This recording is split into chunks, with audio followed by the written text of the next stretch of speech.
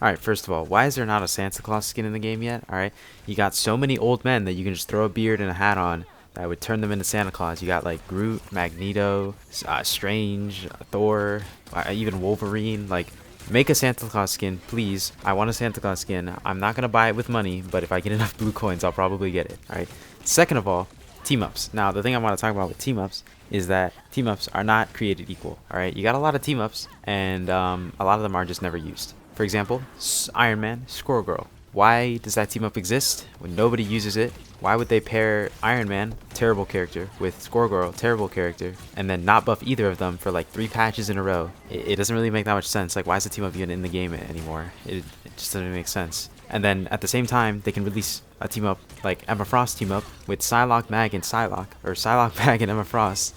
You know, 3 S tier characters, and then it doesn't really make that much sense. Some of the times the pairing for the team ups are very questionable, but sometimes it makes sense. At least balance wise, I don't know about lore.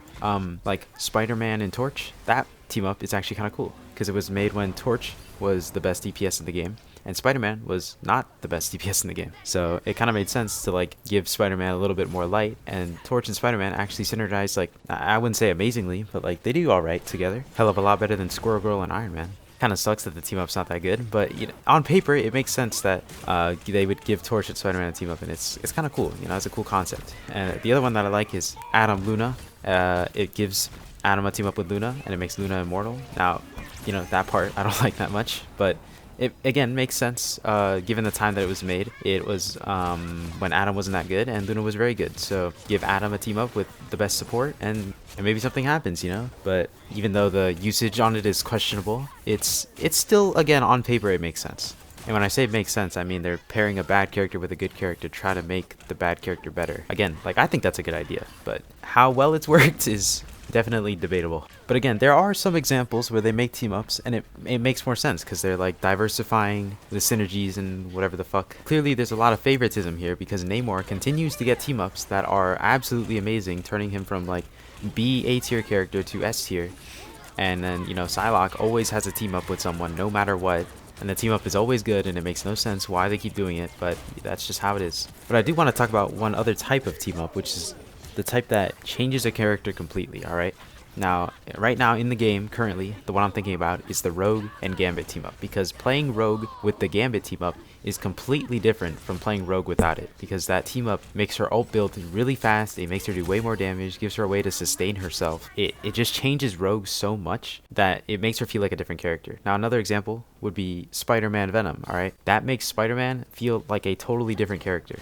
Another could be Penny Rocket, where putting a rocket on your team literally gives Penny another nest, which is, you know, pretty crazy. And while I think those team ups are cool, I don't think they're a very good solution for trying to make a character more viable, because now every time you play Penny, you're just gonna think, man, I wish I had a rocket. And then, you know, they're gonna have to take the team up away, because that's just what they do, right? And once they take it away, you're gonna be like, man, I wish I had that rocket team up. The same thing with Spider-Man. You know, people were complaining, and they still complain, you know, man, I wish they brought that Venom team up back, because it completely changes the character.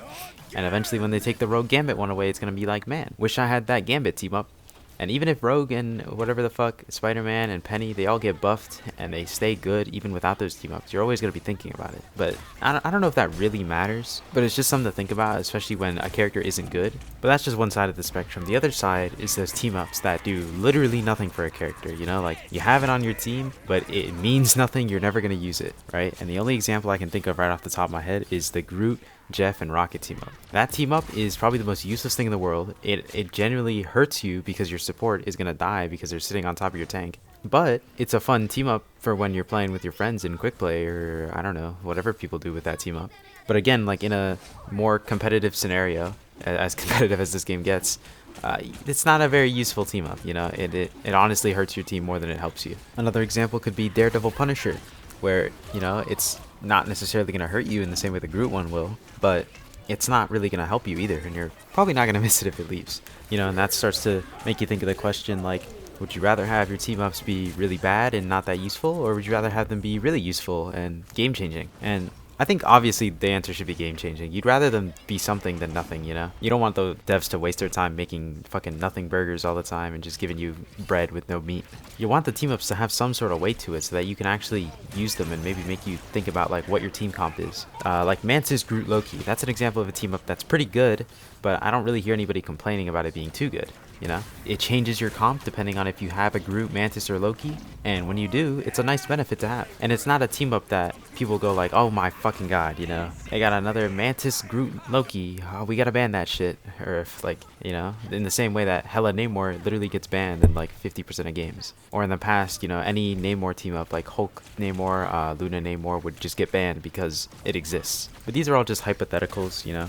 I would say that you would rather have the team ups have something rather than nothing. And in a perfect world, they're all balanced, but that's very unrealistic, you know, and sometimes balance is boring. The best that we can hope is that they continue to make team ups that are cool and innovative while not being overly oppressive. And if they are overly oppressive, hopefully they're not annoying. Because there are things that can be really good and they're not annoying, then it's okay, you know, as long as no one's complaining about it. But if it's really good and really annoying, then it becomes a problem.